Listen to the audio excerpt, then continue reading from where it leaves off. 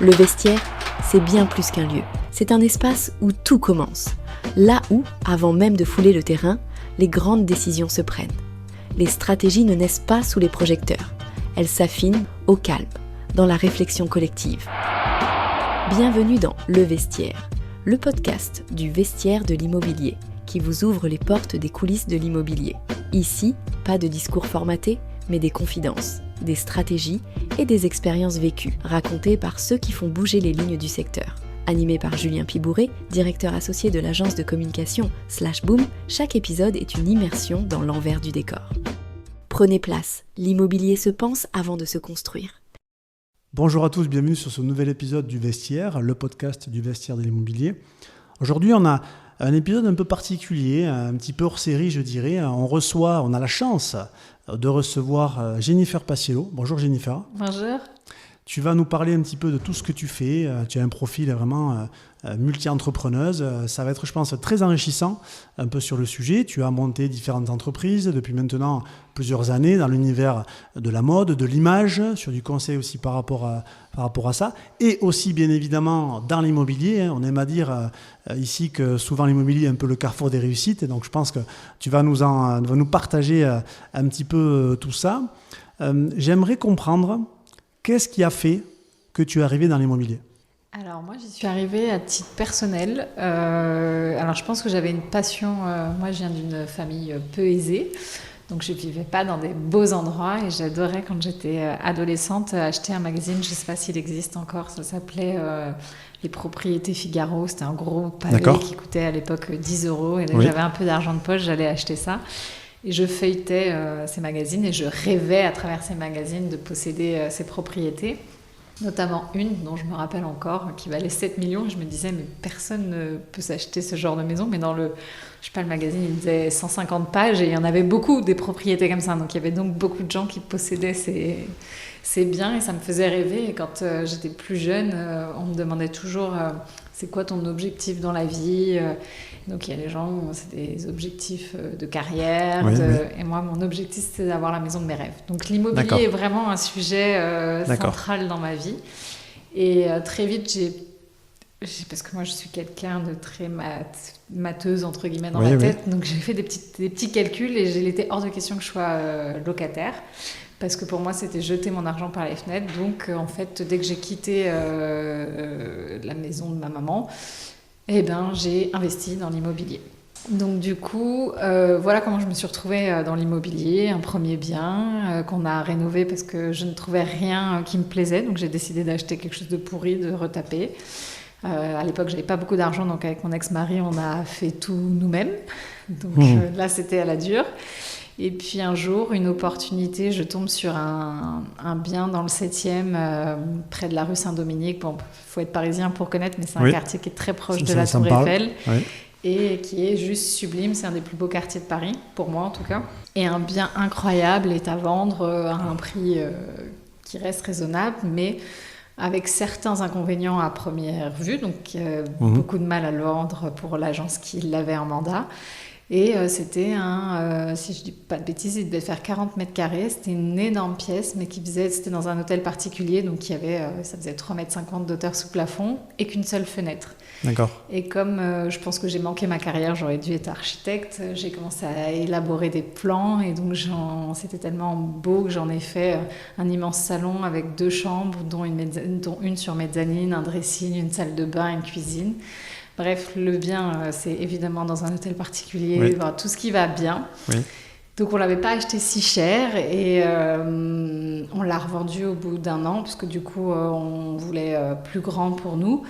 Et on a gagné un joli chèque à 6 chiffres dès la vente. Et là, j'avais 23 ou 24 ans. Et donc, c'est comme ça que mon goût pour l'immobilier, je me suis dit, un an de travail pour faire un chèque à 6 chiffres, ça vaut le coup. Sûr. Et en plus, c'était ma résidence principale, donc pas d'impôt dessus, c'est vraiment net. Et comme je pense que je suis quand même j'ai une âme d'entrepreneur, j'ai réinjecté, j'ai pas gardé cet argent, je l'ai pas dépensé dans des sacs à main et des chaussures, pas à cette époque-là en tout cas. Et donc j'ai réinvesti avec mon ex-mari dans un autre bien, dans le deuxième, et rebelote, tout à refaire. Et puis voilà. Et entre-temps, j'ai développé d'autres choses dans ma carrière et l'immobilier est resté un peu ma passion et quelque chose que je fais on the side, si on peut dire ça, bien que ça prenne quand même beaucoup de temps. D'accord, donc plutôt de l'immobilier où pour habiter dans un premier temps. Dans un premier temps, après, tu faisais la sortie. Voilà, et après, j'ai plutôt monté mon parc immobilier. Là, par exemple, j'ai un bien à Megève. Pareil, il faut connaître Megève, mais j'ai un bien vraiment rue Charles-Fège. C'est une des rues les plus prisées, vraiment en centre-ville de Megève, qui est sublime. Et après, je prends le temps de chercher les perles rares. C'est toujours des biens où il faut rénover, parce qu'en général, je ne trouve même pas mon bonheur, bien que je pourrais permettre d'acheter certains biens non rénovés, mais je trouve même pas mon bonheur. Et donc, j'achète souvent quand même à la base, il faut le savoir, pour moi. Oui. Je retape pour moi, donc je fais des choses à mon goût. D'accord. Et en fait, une fois que le bien est fini, je me lasse, ou je sais pas, son bien perd son intérêt. Et tu es passé à autre chose. Soit je le revends, soit je le mets en location, et au final, j'en profite pas. Donc, alors j'ai une question moi aussi par rapport à ça. Quand on fait un bien un peu à son image, dans tout l'aspect décoration, bien évidemment, parfois il y a un peu des partis pris. Complètement. Un des premiers partis pris, c'est que c'est moins rentable. Si j'étais vraiment dans le mindset du business immobilier, etc., je ne mettrais pas de marbre, par exemple. C'est vrai. En tout cas, ça dépend sur quelle gamme on a envie de se placer. Mais au final, c'est quand même ce qui m'a permis de vendre très très bien mes biens. Et après, il faut croire que j'ai bon goût, parce que voilà, par exemple, mon premier appartement dont je vous parle à Paris, l'acheteur a demandé à racheter mon appartement tel quel, meublé, c'est-à-dire donc il a racheté tous nos meubles. D'accord. Donc voilà, il faut croire que j'ai un peu de goût. Non, mais c'est bien, mais c'est toujours une partie prise de risque là-dessus, mais pour avoir le côté coup de cœur aussi. Ça, il faut qu'aussi on puisse se projeter dans l'environnement. Et moi, je suis assez aligné avec ce que tu dis par rapport à ça. Une autre question là, aussi qui me vient comme ça, comme tu as fait plusieurs opérations, c'est quoi un peu ta technique pour trouver un bien soit d'exception ou un bien avec du potentiel? Ce qui est assez drôle, c'est que tout le monde me dit où tu trouves tes biens, tellement c'est improbable. Je les trouve sur Se Loger, Le Bon Coin. Enfin, franchement, il n'y a rien d'extraordinaire. Je fais quasiment pas d'off-market. Je pourrais avec mes relations aujourd'hui, mais... J'ai déjà un métier à temps plein, donc voilà, c'est vraiment une partie passion pour moi. Donc c'est au petit bonheur la chance. En ce moment, j'aime bien je sais pas si vous connaissez à Marseille, il y a un quartier, alors je suis pas une grande fan de Marseille, enfin l'Olympique de Marseille oui, mais je devrais pas le dire. Mais c'est une ville dans laquelle j'aime tellement Paris, la ville de Paris. C'est vrai que j'ai du mal à me projeter dans les appartements marseillais. D'accord. Mais il y a un quartier qui s'appelle Les Goudes. Si je ne dis pas de bêtises, si je le prononce bien. Attention, parce qu'on a un membre du club qui a une agence d'architecture à Marseille. Voilà, il saura corriger. C'est des petites maisons de pêcheurs, c'est magnifique, la vue est sublime. En ce moment, je flâne sur Le Bon Coin là-dessus. J'ai déjà trouvé 2 jolies opportunités. Le problème, c'est que ça part très vite. Là-bas, c'est vraiment très, très demandé. Normalement, c'est même des maisons qui se donnent en famille, un petit peu en héritage. Tellement c'est des biens rares. Mais j'ai des petites lubies comme ça d'endroits à certains moments de ma vie. Et puis après, je cherche jusqu'à tomber sur la perle. Et une fois que je l'ai... je m'accroche. Je fais les négociations, je lâche rien et voilà. Parce que tu es quand même passionné. Oui, c'est vraiment on y revient, il y a un fil conducteur par rapport à tout ça. Parce que quand je raconte ça, ça a l'air facile, mais faire des travaux c'est avec compliqué. tout ce que j'ai à gérer à côté, c'est bien très sûr, compliqué. Bien sûr, mais il y a plein d'aléas dans les travaux, surtout en plus après si tu fais un peu de grosses œuvres. Alors au tout début, je faisais que de la réno, on va dire décoration d'intérieur. J'ai fait ça sur un bien et tous les autres biens, je suis partie dans le gros œuvre. Alors à Paris, c'est un casse-tête avec les syndics de copropriété. Alors maintenant, je suis devenue une experte là-dedans, mais je trouve qu'à Paris, il y a vraiment un microcosme sur ça. C'est très difficile. Il faut quand même s'en rendre compte. Dès qu'on se lance dans du gros œuvre, dans des appartements parisiens, c'est très compliqué. Déjà pour se garer déjà pour les artisans, c'est vraiment très compliqué. Tout à fait. Et après, j'ai fait des maisons et là, j'ai trouvé tout beaucoup plus simple finalement parce que j'ai pas besoin de demander beaucoup d'autorisation à part être OK avec le PLU et respecter quand même les règles en vigueur dans la ville où vous achetez. Mais par contre, j'ai découvert, en bonne parisienne que je suis, les travaux extérieurs. Oui. Et là, je suis passée à un niveau... là, c'est stratosphérique. Là, quand on parle de 3 hectares terrassés, c'est très compliqué. Et j'ai sous-estimé ma capacité d'endurance à vivre dans la boue. Ouais. Donc voilà. Donc, non, c'est... il faut être passionné. Ouais. Tous les gens qu'on reçoit ici qui nous parlent de ça, bon, le point commun, bien évidemment, la passion, la curiosité aussi, je pense, hein, sur tous ces sujets. La curiosité, je pense surtout qu'il faut bien s'entourer sur des gens compétents. Parce que moi, je suis quelqu'un de très curieuse, mais j'ai pas la connaissance. Enfin, j'ai pas fait non plus 20 ans d'études autour de l'immobilier. Donc moi, j'ai quand même des spécialistes sur chaque domaine et je m'entoure d'un avocat urbanisme. Par exemple, à Aix-en-Provence, il y a beaucoup d'urbanisme dans la ville. Beaucoup de règles d'urbanisme, pardon. Et donc, voilà, il faut avoir des gens compétents dont c'est le métier, dont ils connaissent, enfin, dont voilà, moi j'attends en tout cas d'eux de me donner de la connaissance que je n'ai pas. Parce qu'on a beau être curieux, parfois on peut ne pas penser typiquement dans le professionnel, parce que j'achète aussi des biens professionnels. Suivant les professions, vous ne pouvez pas exercer dans tous les locaux. Bien sûr. Tout ça, voilà, je l'apprends au fur et à mesure, mais parce que je suis entourée et qu'on me dit attention, ton offre elle est géniale, mais là, en l'occurrence, un libéral ne peut pas travailler dans un local à usage Tout à fait. Voilà, commercial, enfin des choses comme ça, quoi. Tout à fait. Est-ce que tu dirais qu'il y a un lien avec tous tes business et l'immobilier ? L'esthétisme. Pour moi, le beau est important, le paraître, le bien-être. Alors, pas le paraître dans le sens matérialiste, mais pour moi, me sentir bien dans ma maison est hyper important. Je crois beaucoup aux énergies, donc je crois que vraiment l'esthétisme, c'est le liant de tout ça. J'aime les beaux endroits, j'aime les belles choses, je lance là encore une nouvelle marque qui s'appelle Nomana Home. Oui, tu m'en as parlé en off. Qui en fait est une marque qui va mettre en avant des artisans et donc du mobilier, de la décoration. J'ai une passion qui me vient de l'hôtellerie de luxe pour l'art de vivre et la vaisselle notamment, parce que j'ai été quand même mariée pendant longtemps à un grand chef. Donc c'est vrai que j'aime recevoir chez moi et j'aime avoir de la belle vaisselle. Et quand on pense les collections, etc., tout doit être pensé dans l'esthétisme, mais aussi dans le fait de se simplifier la vie. Et c'est pareil pour ma marque de beauté, c'est pareil quand je pense à un appartement. Il faut qu'il y ait un flux, les petites pièces biscornues, tout ça, c'est pas trop mon... Tout doit être pratique, utile, convenir à la vie moderne et à nos vies actives. Et comment tu t'y prends pour faire ça ? Sur quel domaine ? Typiquement, on parlait du volet esthétique, bien se sentir bien dans une maison, dans un habitat. Dans une maison, alors je sais qu'il y a des gens qui sont très partisans du feng shui, etc. Oui. Donc moi, je connais les règles, je ne vais pas dire que je les applique parce que ça serait mentir. Pour moi, l'esthétisme, il est quand même propre à chacun. Ce que moi me fait me sentir bien dans une belle énergie n'est pas forcément ce qui correspond par exemple à mon compagnon. Mais comme on sait, dans un couple, les femmes ont souvent le dernier mot. C'est vrai. Mais je vois bien que moi, j'aime les choses à la fois épurées, j'aime tout ce qui est naturel. Donc je n'aime pas tout ce qui a trop de transformation, le plastique, tout ça. Côté brut. Voilà, j'aime... brut, épuré. Brut, épuré, et en même temps, j'aime les pièces d'artisans qui prennent du temps. Je préfère avoir moins de mobilier chez moi, mais des belles pièces de grands designers.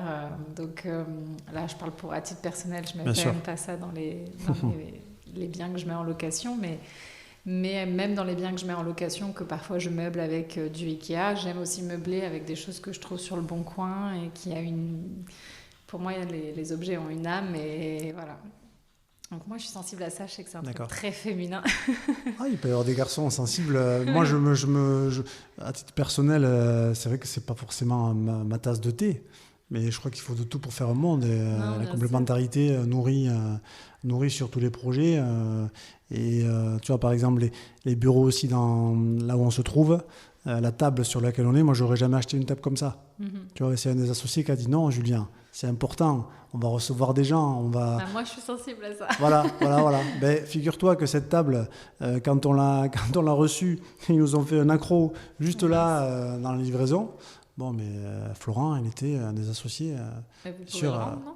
mais c'est compliqué pour le faire repartir, tout ça. Bon, mais on est très content de ça, mais pour montrer la différence de perception qu'on peut avoir. Bon, je lui fais un petit clin d'œil, je pense qu'il m'en voudra pas, Florent, sur ces sujets, mais je pense que c'est primordial même. De faire ça. Après, on peut le faire aussi avec un budget restreint. Mais complètement, c'est ça qui est... quand je dis des belles pièces de designer, il y a des designers pas connus du tout qui font des choses, on les appelle artisans, mais c'est tout autant dans certains. Pour moi, ils mériteraient d'être connus comme certains grands designers. Bien sûr. Mais il y a des artisans qui sont capables de vous produire des pièces sublimes et à moindre coût, et vous n'aurez pas la même chose chez votre voisin. Et donc, moi, l'inconvénient d'IKEA, je trouve juste, c'est que la maison, elle devient identique pour tout le monde, et on perd l'âme d'une maison, d'une famille. Voilà, je suis vraiment sensible à l'esthétisme, et c'est pour ça que dans toutes mes marques, les packaging sont importants, le discours est important aussi. Après, je suis une communicante, donc forcément le discours est important, mais bien sûr. On oublie à quel point le beau fait du bien à notre âme. C'est vrai. Selon moi, je vais méditer sur ça. Parce que mais il faut que je travaille moi sur ça, et tu as raison de j'ai pas toujours le été souligner. comme ça serait D'accord. mentir. Quand j'ai commencé ma carrière, je travaillais tellement, j'en parle d'ailleurs dans mon livre, je travaillais tellement que j'avais peu de temps à consacrer à ma maison. D'accord. Et je me suis rendu compte que quand je rentrais dans un chaos, parce que je ne prenais pas le temps de défaire mes valises, donc j'avais beaucoup de valises qui restaient dans ma chambre et que je ne prenais pas le temps de vider. J'avais la chance d'avoir un dressing qui me permettait de vivre sur plusieurs semaines sans laver mes affaires, sans les sortir. Mais j'avais un rythme tellement soutenu. J'ai un peu honte aujourd'hui, mais c'était vraiment le chaos dans ma maison. Et en fait, depuis que je prends le temps, que ma maison soit plus épurée, rangée. Alors j'ai un petit garçon, on se calme, c'est pas rangé au cordeau, etc. Mais quand je dis, c'est compliqué. Quand je dis ranger, c'est au moins je laisse pas traîner mes valises pendant 3 mois dans un coin. Et en fait, on se sent beaucoup plus légère, parce que mine de rien, c'est quand même une charge mentale. Même si on a l'impression de l'avoir oubliée dans un coin d'une pièce, on sait qu'on doit la vider, etc., etc. Et en plus, rentrer dans une maison en désordre, en tout cas, aujourd'hui, je me rends compte à quel point c'est oppressant. Donc, d'où le fait que maintenant, j'essaye de garder les choses très ordonnées. Et pourtant, je suis quelqu'un de très psychorigide, mais pendant longtemps, je ne l'étais pas dans mon appartement ou dans ma maison. J'aimerais savoir, sur une opération typique que tu peux faire en IMO, c'est quoi la chose que tu préfères faire ? Les dessins. Les dessins. Ouais. La partie... alors, j'aime bien la négociation, mais au bout d'un moment, vous connaissez tous les leviers et tout. En fait, ça devient... Même les agents immobiliers, vous les voyez venir à 1000 km et tout. Donc, ça m'amuse de moins en moins. J'aime aller straight to the point. Je vous dis mon prix, vous prenez pas, mais on ne va pas commencer à tergiverser. Ce sera ce prix-là, ou de toute manière, j'irai pas. Et du coup, la partie vraiment architecture, repenser les pièces, trouver l'inspiration, créer l'âme de la pièce, on en revient toujours à la même chose, c'est vraiment la partie que je préfère. Et après, le reveal.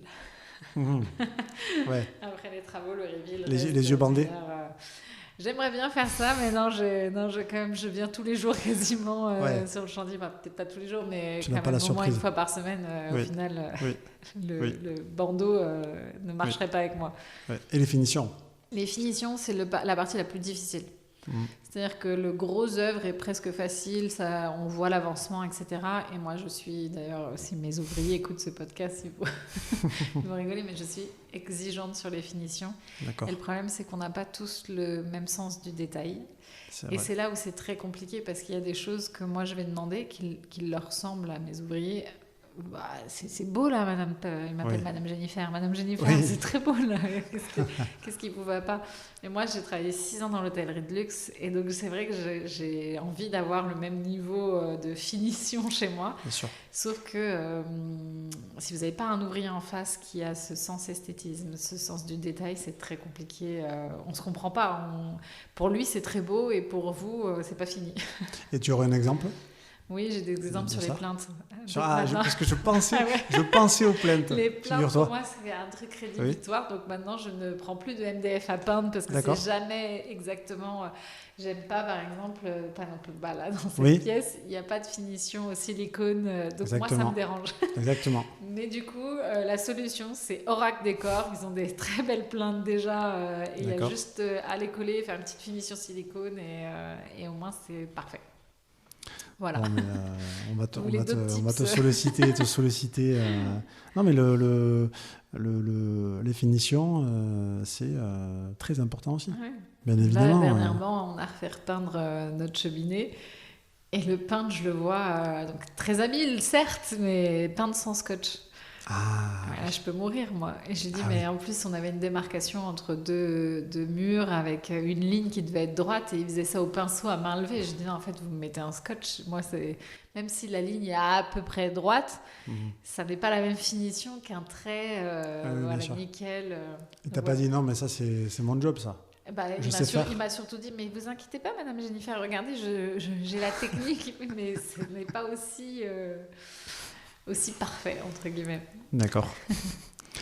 Alors, par rapport à toutes les opérations que tu as fait, tout ce que tu vois aussi un petit peu, parce que tu es finalement sur le terrain, tu es connecté aussi à tout ça, qu'est-ce que tu perçois comme transformation sur l'immobilier, peut-être de manière générale, aussi peut-être sur la manière d'habiter, parce qu'on voit que c'est en train un peu aussi de changer, d'évoluer. J'aimerais bien avoir ton avis là-dessus. Alors, mon premier avis, c'est qu'avant, l'immobilier, c'était quand même destiné à des initiés, à des gens très professionnels. Aujourd'hui, je trouve qu'avec les réseaux sociaux, des gens lambda, entre guillemets, peuvent s'y intéresser, peuvent s'y mettre et peuvent également en faire leur métier. Bien sûr. Pas que comme moi, on the side, mais vraiment vivre que de ça. Donc j'aime beaucoup cet aspect-là. À l'inverse, et pareil, les réseaux sociaux ont un peu terni. Je trouve qu'il y a trop de gens qui disent c'est facile, venez, on va aller gagner plein d'argent. Il y a eu une mode à un moment, je suis devenue millionnaire et rentier, il y en a toujours. etc. Voilà. Mais ça me dérange un peu parce qu'à l'inverse, c'est des gros risques, l'immobilier. Il y a des gros enjeux et les gens l'oublient. Et quand on est trop novice, il y a quand même plein de contrats quand on achète, quand on fait des travaux. Et voilà, il y a des gens à l'inverse qui peuvent perdre beaucoup à se lancer dans un projet. Donc moi, je suis plutôt du genre à dire il faut y aller. Mais en fait, à chaque fois qu'on se lance dans quelque chose, il faut quand même maîtriser. C'est pour ça que je vous dis s'entourer de professionnels dont c'est le métier, un bon avocat, un bon notaire. Ça coûte peut-être plus cher au départ, mais au moins, vous allez sur une voie plus stable que de se lancer vraiment à corps perdu juste parce que vous avez vu 3 réels Instagram qui vous dit que c'est hyper facile, que vous avez acheté 50 000 une grange, que 4 ans plus tard, vous l'avez revendue 1 million et que c'est génial, etc. Ce qu'ils ne disent pas, c'est tout ce qu'il faut faire pendant ces 5 ans pour que cette grange à 50 000 euros devienne un petit chèque à 1 million. Donc ça, c'est la première chose que je trouve accessible. Vraiment... on a ouvert les portes à des non-initiés. Après, sur la partie plus technique, je pense qu'on va tendre vers des habitats éco-responsables. Moi, je suis assez partisan de cette vision-là de l'habitation. Et en même temps, j'adore tout ce qui est ancien, tout ce qui a une âme. Je reviens toujours à ça, mais j'aime me dire qu'il y a une histoire dans un lieu, que voilà, qu'on se le transmet de génération en génération, même si les frais de succession en France sont très élevés. Mais donc je suis un peu, j'ai jamais acheté dans du neuf sur plan ou des choses comme ça parce que moi je trouve que c'est trop froid pour moi. Mais en même temps, tout ce qui se fait aujourd'hui chez les promoteurs dans le neuf, il y a plein de choses que je trouve fabuleuses. Il y a encore plein de choses qu'on peut faire, notamment sur la récupération des eaux usées. Enfin, il y a vraiment des choses incroyables qui peuvent être faites. Dans une ville comme Paris, c'est quasi impossible selon moi. Donc toutes ces nouvelles règles de DPE, tout ça pour la location, pour moi ça me paraît compliqué et puis ça va vraiment mettre en danger les faibles revenus, entre guillemets, c'est toujours les mêmes qui vont s'en sortir. Donc ça me dérange un peu, ça va un peu créer des grosses différences sociales et que du coup, les gens qui avaient mis des années à être propriétaires se retrouvent à devoir peut-être vendre parce qu'ils vont pas pouvoir faire les travaux pour pouvoir continuer à louer leurs biens, etc. etc. Donc ça, c'est des points qui me dérangent un petit peu, même si dans le fond, je pense que c'est ce qu'il faut faire. Il y a un moment, il faut qu'on s'intéresse à l'écologie, il faut qu'on s'intéresse à nos émissions, donc voilà, il faut juste, pour moi, la transition, elle doit être un peu plus smooth pour que tout le monde puisse s'y retrouver, quoi. Et ça, comment ça s'intègre concrètement dans les projets que tu fais, toi ? Alors, en dehors de l'immobilier ? Non, là, par exemple, tu as des opérations qui sont en cours. Ouais. Est-ce que tu vas essayer d'intégrer ça, cette démarche ? Mais moi, j'ai les moyens et j'achète quelque chose à rénover. Donc, quitte à le rénover dans mon budget, là, par exemple, sur Megève, tous mes murs ont été doublés pour favoriser l'isolation. Donc, j'ai un très bon DPE sur ce bien. Sur Paris, c'est un peu plus compliqué parce que tout est compliqué sur Paris, notamment parce que, oui, on peut faire les travaux, mais dès que vous touchez au mur porteur, vous devez quand même en parler à la copropriété. Et donc, vous pourriez le faire de l'intérieur, mais vu le prix au mètre carré d'un bien à Paris, doubler par l'intérieur, c'est perdre des mètres carrés. Et en plus, très honnêtement, c'est pas seulement mon appartement, si je le refais, qui aura un impact. Pour l'ensemble. Voilà. Donc, pour moi, ça doit être pensé dans un ensemble. Et donc, je ne sais pas si la loi va persister, parce que je sais qu'ils sont quand même, dans les discussions, a priori, certaines villes seraient un peu exonérées, en tout cas reportées dans les lois, dans l'application des lois. Mais non, je pense que quand même l'avenir dans l'immobilier, ça va être les petits génies qui vont arriver à faire des immeubles et des maisons en autosuffisance, parce que tout augmente, l'électricité augmente, donc voilà, pour nos enfants, pour demain, je leur souhaite d'avoir des beaux projets immobiliers dans des maisons qui leur permettent de ne pas être dépendants d'une industrie et d'une politique. Oui, c'est en tout cas, je pense aussi quelque chose qu'il faut prendre à bras le corps. Hein. Après, il y a des problématiques, comme tu l'as dit. Je peux te donner un exemple. Nous, ce qu'on a aujourd'hui, on fait beaucoup d'isolation par l'extérieur. En fait, on est en train de se rendre compte qu'une isolation par l'extérieur, les murs ne respirent plus. C'est ça. Donc, il y a des problématiques après de champignons, de bactéries qui arrivent. Donc, c'est quand même... l'intention est bonne et louable, bien évidemment. Hein, mais nous, pour être aussi connectés avec tout le secteur sur ces sujets... Parfois, il y a des... les pays nordiques sont beaucoup plus développés parce que même dans notre manière de faire l'isolation, que ce soit avec de la laine... En fait, il existe aussi des choses qu'on a perdues dans le temps, avec des choses beaucoup plus naturelles, beaucoup plus... Tout à fait. Là, dernièrement, je regardais... si vous brûlez du bois, par exemple, alors on savait que ça permettait d'être un peu moins inflammable, mais a priori, ça a aussi d'autres propriétés. Et en fait...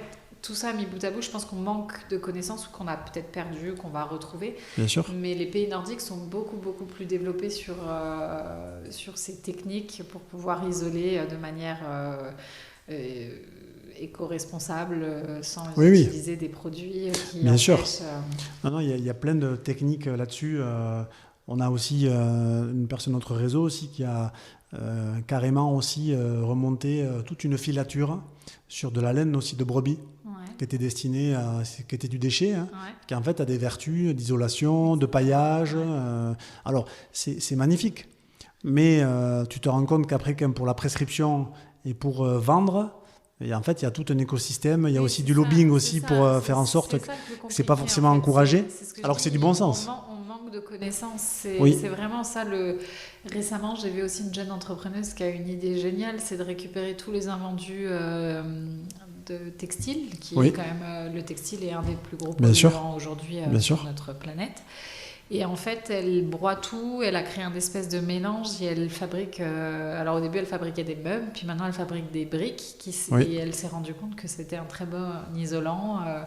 Donc, il y a plein de jeunes ingénieurs, designers, peu importe le nom qu'on leur donne, qui, je pense, vont nous trouver des solutions pour l'avenir et pour que notre habitat devienne aussi bon pour notre planète que nous, on devrait l'être.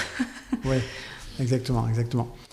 Alors tu sais, le podcast nous qu'on a, c'est l'analogie autour du vestiaire, un vestiaire de sport notamment. Ça peut être un vestiaire aussi, bien évidemment, pour s'habiller. Souvent, dans le vestiaire, parfois, on a des petites phrases un peu qui nous marquent ou des moments un peu, peut-être un peu suspendus ou d'exception, je dirais.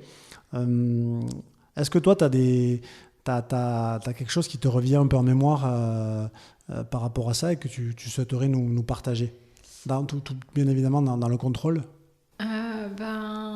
Alors moi j'ai jamais fait si, j'ai fait du sport collectif, du basket, mais j'allais pas au vestiaire parce que j'étais très pudique. Donc l'analogie que je pourrais faire, elle me viendrait plutôt d'un ami humoriste qui m'a dit un jour que pour atteindre le paradis, il fallait qu'on atteigne l'enfer. D'accord. Et je trouve ça assez vrai dans l'immobilier, puisque, en tout cas, quand on fait de la rénovation, avant d'atteindre le Graal et le bien de nos rêves, on atteint l'enfer. C'est-à-dire que moi, je me suis retrouvée à présenter des projets à ma mère. J'ai cru qu'elle allait faire une syncope, parce qu'au final, je ne gardais que les murs porteurs. Et donc là, ça fait peur quand les gens se disent « Mais dans quoi elle se lance ?» Quand vous retrouvez, il n'y a plus d'électricité, plus d'eau, que vous changez toutes les pièces de place, que vous allez devoir aller en dessous de la maison pour pouvoir refaire toute la tuyauterie, etc. Oui. Mais voilà, ça permet à un moment d'atteindre le paradis. À méditer aussi là-dessus. Il y a toujours une part de risque. Hein. On en a parlé. Est-ce qu'il y a un sujet en particulier que tu voudrais aborder sur ce que tu fais? Ça peut être aussi ton livre aussi, qui va peut-être sortir aussi bientôt. Va sortir, le 13 juin, donc je ne sais pas quand est-ce que le podcast sera diffusé. Mais... Ça va sortir, je pense, avant. Donc, ou peut-être un poil après, bon, ça dépend ce qu'on a. Mais voilà, le 13 juin, j'ai un livre qui sort comment le décrire tellement j'y ai mis de tripes dedans. Ça m'a semblé beaucoup plus difficile que je ne le pensais au départ. Oui. Mais c'est un livre sur l'entrepreneuriat, moi j'ai fait une dépression quand j'étais plus jeune et le travail m'a sorti de ma dépression. Donc je sais qu'on vit dans un monde où les gens ils n'aiment pas forcément leur travail, ou en tout cas ne se sentent plus bien là où ils sont. Ils ne trouvent plus le but et le sens du travail, comme ce fut le cas à une époque.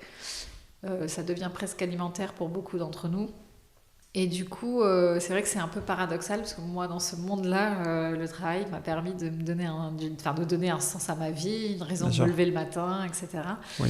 Et en fait, je donne 10 conseils que j'aurais aimé avoir. Moi, je viens pas d'une famille d'entrepreneurs, je me suis faite toute seule et on est dans un monde où la sororité n'est pas à la mode. Enfin, si, il est à la mode dans le terme, mais pas dans la pratique. Oui.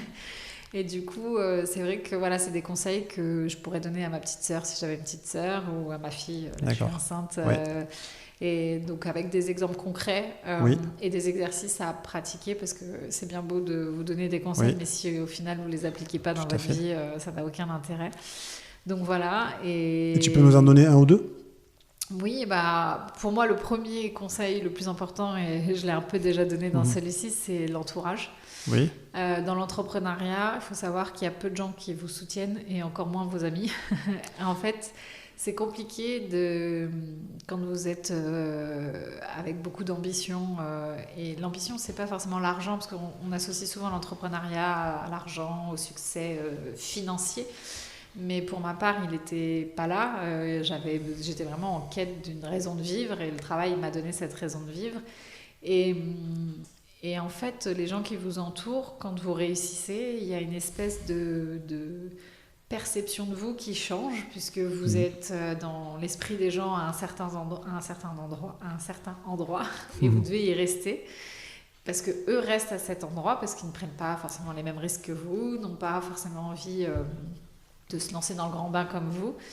Et en général, ces gens-là vous tirent vers le bas. Donc l'entourage, il est primordiale dans la réussite de quelqu'un, qu'elle soit professionnelle, amicale. Voilà, il faut vraiment s'entourer de gens qui vous veulent du bien et c'est pas toujours évident de les repérer.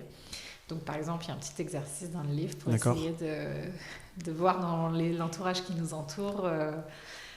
C'est un peu une répétition, mais dans notre entourage, qui nous veut vraiment du bien. Et il y a des études, il y a une phrase à la mode qui dit que c'est comment qu'on est la moyenne. La moyenne des 5 personnes qui nous entourent. Enfin, il y a une phrase un peu à la mode sur Instagram. Je suis assez d'accord avec ça. Si tu côtoies que des gens qui sont pas de bonne humeur, ça influence ton comportement. Mais ça a été prouvé. Il y a une étude qui a été réalisée par Harvard. Et donc, bon, eux, ils n'ont pas simplifié ça avec cette phrase-là, mais ils expliquent clairement que quand vous êtes dans un groupe d'individus, dans un groupe avec plusieurs individus, par exemple, qui aiment se cultiver, lire des livres, ça va vous donner envie de lire des livres, vous allez vous inspirer d'eux, et ça vient en fait de... Quand on est enfant, on le voit chez les enfants, tout est fait par mimétisme, on a l'impression que, en tant qu'adulte, on ne fait pas ça, on ne reproduit pas ça, mais en fait inconsciemment on a tendance à mimer aussi les gens qui nous entourent. Donc si vous êtes entouré de gens qui entreprennent, qui ont une énergie débordante, ça va vous insuffler cette énergie et vous donner envie d'entreprendre et de donner le meilleur de vous-même. Alors que si vous êtes entouré de gens que tous les matins ils vous disent « Ah non mais t'es folle de te lancer là-dedans », donc voilà, un des conseils pour moi clés dans notre vie, c'est notre entourage, dans les gens qu'on prend pour nous aider à... Bien sûr. Enfin, qu'on prend. Oui. On accepte. On peut choisir. On choisit pas sa famille, son entourage. On peut se construire son petit cocon. Je suis d'accord avec ça. Donc ça paraît bateau, mais il y a beaucoup de gens qui l'oublient. Ah oui. Donc, bien sûr. Ça, c'est le premier. Et le deuxième, c'est un des conseils. Après, je rentre dans les détails. Ce qui fait 300 pages, il faut s'accrocher quand même. Mais un autre, le pouvoir du non. Moi, j'ai pendant longtemps eu un vrai sujet avec ça parce que j'ai tendance à vouloir dire oui à tout le monde et être présente pour tout le monde. D'accord. Et en fait, ça s'appelle le biais de la cohérence. Comme les gens ont l'habitude de vous entendre dire oui tout le temps, le jour où vous dites non, vous devenez une affreuse personne. Une personne horrible qui a bien caché son jeu, etc. Sauf que les gens vont toujours plus loin dans leurs besoins et leurs demandes. Et si le jour où vous avez le malheur de poser une limite, parce que ça y est, vous avez atteint vraiment vos limites, vous devenez un méchant, une personne qui est horrible ou égoïste ou peu importe, suivant le sujet. Alors que quelqu'un qui dit non tout le temps, le jour où il va dire oui, on va dire tu vois, tout le monde dit que, mais en fait, il est très cool, il est capable. Et ça, c'est quelque chose qui, pendant longtemps, était compliqué à gérer pour moi, surtout là, pour le coup, ça marche dans tous les domaines de notre vie, qu'on soit salarié, entrepreneur, même dans notre vie de couple. Et en fait, il faut savoir, dès le début d'une relation avec quelqu'un, imposer, faire comprendre ses limites, parce qu'en fait, ça devient après... pour eux, c'est normal que vous disiez oui, et si vous dites non, il y a une espèce d'incohérence, en tout cas, elle est perçue comme ça, et donc comme si c'était un changement de comportement, alors c'est juste que vous avez simplement posé une certaine limite, parce que vous ne pouvez pas non plus vous perdre dans ce besoin de dire oui à chaque fois. On a un temps qui est limité. Voilà. Après, c'est choisir, c'est renoncer, on peut pas tout faire, tout entreprendre. Moi, je me sens aussi concerné un peu par ce que tu dis sur le sujet. D'ailleurs, dans le club pour entrepreneurs que tu as lancé, il y a cette brique aussi immobilier ? Alors nous, justement, comme il y a beaucoup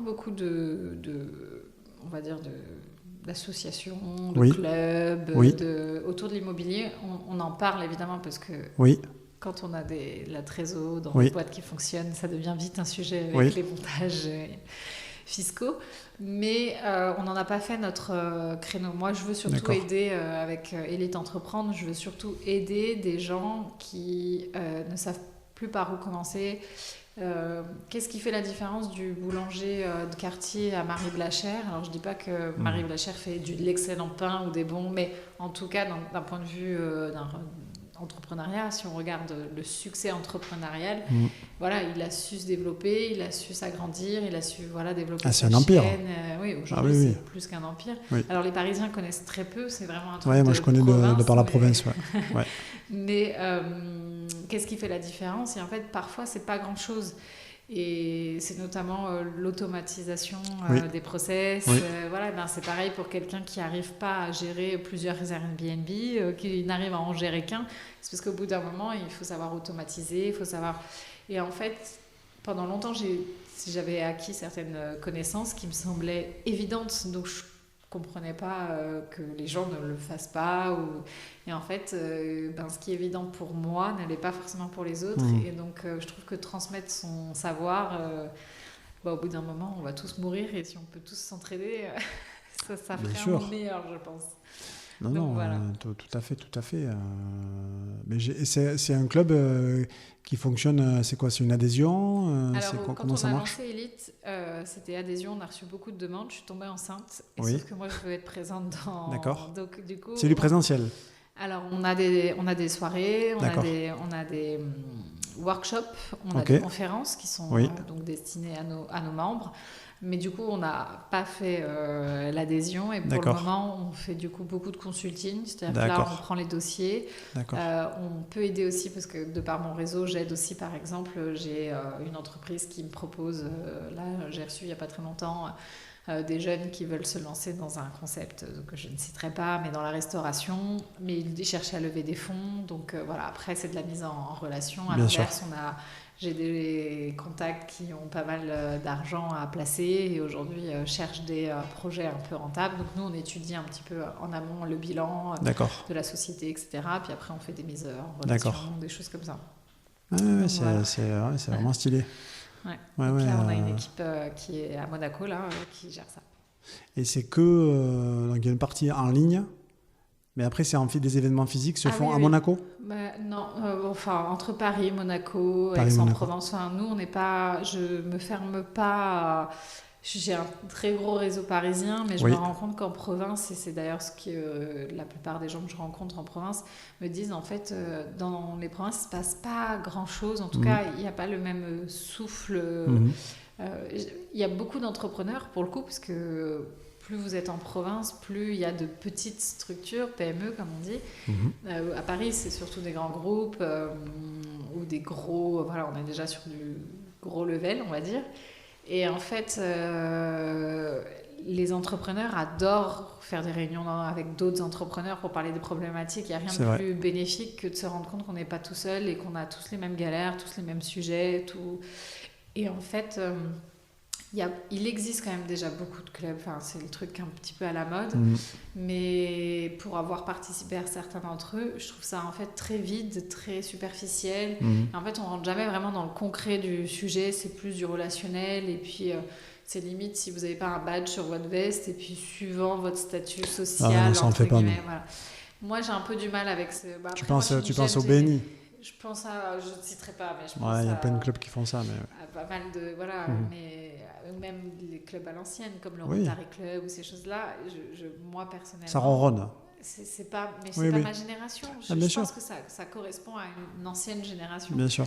Ma génération, en tout cas, on a envie de dynamisme, on a envie de... Oui, on se rencontre, on fait la fête avant tout, et puis en plus, on peut aller parler de problématiques et puis parfois on crée des liens même plus forts que ce qui était initialement prévu dans le club. Mais au moins, on parlait tout à l'heure de bien s'entourer. C'est un moyen aussi de rencontrer des gens qui partagent nos valeurs, qui partagent notre ambition, qui partagent peut-être même des projets.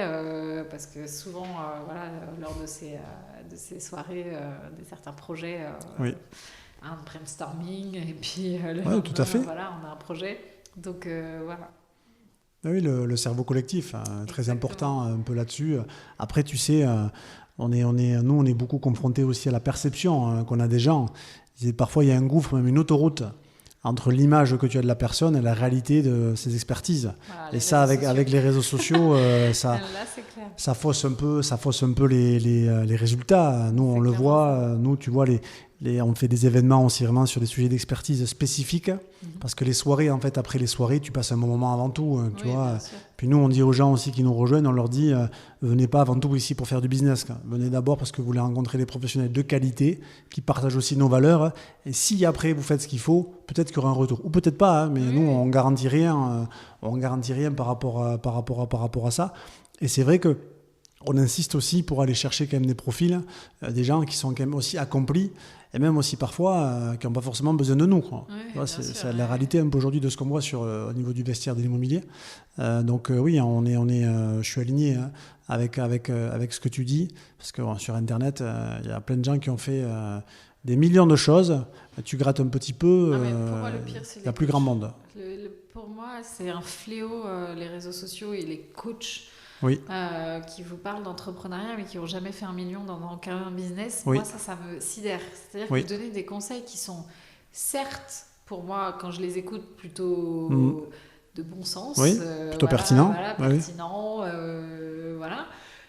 Maintenant, dans les faits, une fois que tu as dit ça, maintenant, il faut aller dans le concret. Dans le concret, comment je fais si moi, je fais importer quelque chose qui est bloqué à la douane Le coach, il ne va pas te trouver la solution. Alors que quelqu'un qui est dans l'entrepreneuriat, il va te dire, attends, moi, j'ai un contact, ok, c'est bloqué, tu sais pourquoi, est-ce qu'il y a un problème de facturation, ta proforma, enfin...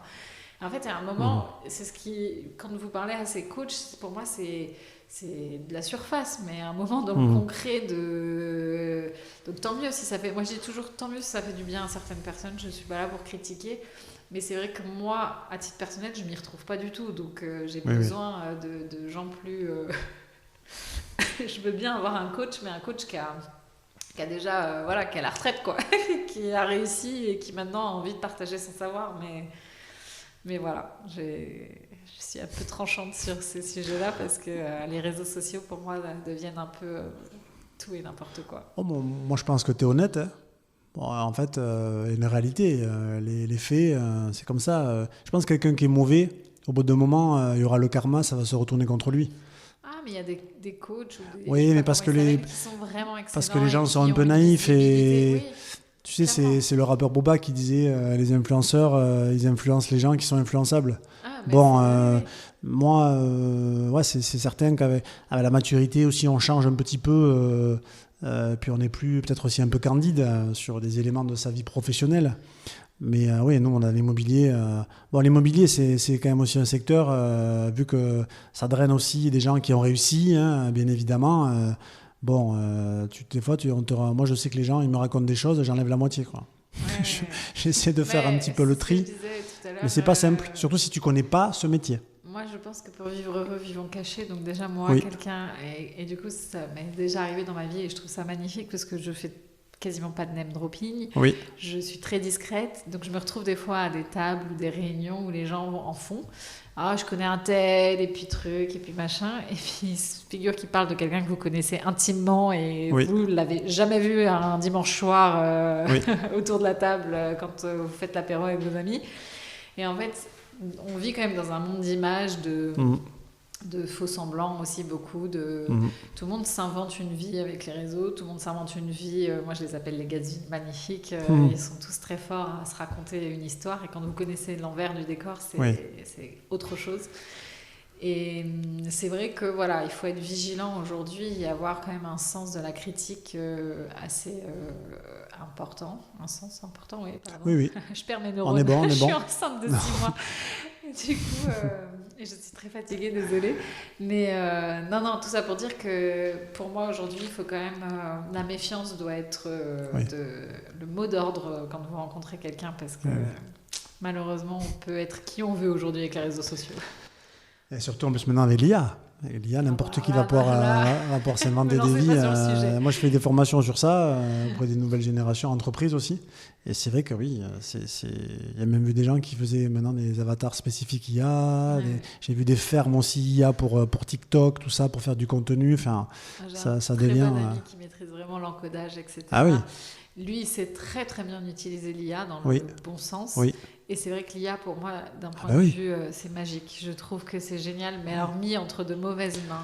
Oh là là. Mais ça, c'est l'être humain. Ça va être un fléau. En fait, il y a toujours une perversité, je pense, dans le comportement. Des gens qui vont l'utiliser dans le bon sens des personnes qui seront plutôt mal intentionnées. Nous, on le qui voit. Nous, on travaille avec des IA-artistes. Ouais. Tu vois, et aujourd'hui, quelqu'un qui sait bien dresser l'IA, tu ne vois pas la différence. Ah oui, Et même des chaînes de Conseil de télévision qui regarder travaillent un sur film ça. qui s'appelle The Last Screenwriter. Ah, j'ai pas vu. C'est un film qui a été totalement écrit par ChatGPT et qui a donc la seule interaction humaine, elle est dans la réalisation, puisqu'évidemment, il a fallu quand même des humains pour filmer tout. Mais sinon, tout a été scripté, les scènes, le décor, tout par ChatGPT. D'accord. Et donc les dialogues aussi. Oui. Et on peut pas dire un excellent film parce que moi je suis une grande cinéphile, mais en tout cas il remet vraiment en question justement à quel moment je me rends compte que l'humain a une importance ou pas, parce que dans les dialogues il y a des dialogues très profonds avec des vraies questions existentielles qui sont du coup générées par une IA. Donc c'est quand on l'écoute, quand on regarde les acteurs, etc., on se dit waouh, c'est fou, parce que ça veut dire qu'elle arrive à aller à ce niveau de finesse dans le discours, dans même la réflexion, dans l'humour, et là ça fait peur. Oui, c'est un côté déroutant. Ah oui, vraiment. Donc c'est un très bon film à voir. Comment ça s'appelle ? The Last Screenwriter. Bon, je note, j'irai. Et il est disponible, c'est sur Netflix vous tapez thelastScreenwriter.com, je crois, .com. Ok. Et il est hébergé sur il est accessible à tout le monde. Bon. Je vais aller regarder, ça m'intéresse, ça m'intéresse tout ça. Où est-ce qu'on peut te retrouver si on veut avoir des informations sur toi, ce que tu fais, tes nouveaux business que tu vas lancer? Là, laissez-moi déjà accoucher. J'en peux plus. Moi, je communique quand même un petit peu sur mes réseaux, mes plateformes. Donc, sur Instagram, c'est Jenny... vous voyez, la honte. Je crois que c'est Jenny Cielo. On mettra les liens... Mais sur Instagram, je communique pas mal. Et sinon, passez à la maison, écoutez. Je vous invite à prendre l'apéro. Non, en fait, je suis plutôt discrète. Donc, c'est vrai que j'aime bien les effets de surprise. En bonne communicante que je suis, il y a des projets sur lesquels je travaille dans l'ombre, on va dire. Et puis, un jour, vous ne savez pas pourquoi, le truc, il arrive et ça c'est sort. au cordeau. Donc, je communique quand même un petit peu parce que, mais pas tant que ça. Et après, il y a mon livre qui sort du coup le 13 juin aux éditions Alizio. Comment il s'appelle ? Comment il va s'appeler le livre ? Va, vis et entreprends. Ah, c'est clair, direct. Voilà. Et voilà. Et après, je vous invite surtout à vous entreprendre, à vous intéresser à l'immobilier, à vous questionner sur ce que vous avez envie de faire, parce que au-delà de tout ce qu'on peut raconter aujourd'hui, je pense quand même qu'on a tous la même quête, c'est le bonheur, et je crois qu'il faut qu'on arrête de se comparer aux gens et qu'on se recentre un peu sur nous-mêmes et qu'on cherche ce qui nous fait du bien avant tout. Tout à fait, c'est dur avec les réseaux sociaux. Ouais, c'est pour ça que venir me suivre, c'est pas forcément le truc, perdez pas votre temps. Non, écoute, je te remercie beaucoup. Merci à vous pour cet échange. Ça m'a beaucoup aussi nourri et je prends beaucoup de plaisir aussi à faire ça. J'espère que ça s'est bien passé pour toi. Et je te dis peut-être à bientôt, notamment en vestiaire de l'immobilier ou ailleurs sur d'autres sujets. Immobilier. Voyons. Merci Jennifer. Merci. Vous avez écouté Le Vestiaire, le podcast du vestiaire de l'immobilier. Pour ne rien manquer des prochains épisodes, abonnez-vous sur votre plateforme d'écoute préférée et suivez-nous sur LinkedIn et Instagram. Pour en savoir plus sur notre club privé d'affaires, rendez-vous directement sur notre site internet